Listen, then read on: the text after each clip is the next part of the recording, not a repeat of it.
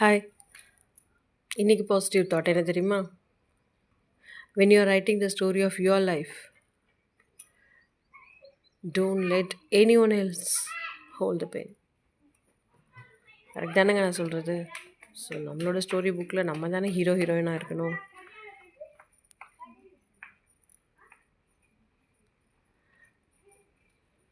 மற்றவங்க கிட்ட பென்சிலாம் கொடுத்துட்டா எப்படி? அப்புறம் நம்மளோட aim, desires, likes, dislikes, passion, hobbies, habits, happiness, sadness, thoughts, actions இது மாதிரி எல்லாமே காண போயிடுது இல்லையா? ஸோ கொஞ்ச நாள் கழித்து பார்த்தோன்னா நம்மளோட லைஃப்பில் வேறு யாரோ வாழ்ந்துட்டுருக்காங்க. அவங்களோட லைக் இருக்குது, அவங்களோட டிஸ்லைக்ஸ் இருக்குது, அவங்களோட கோல்ஸ் ஃபுல்ஃபில் ஆகுது.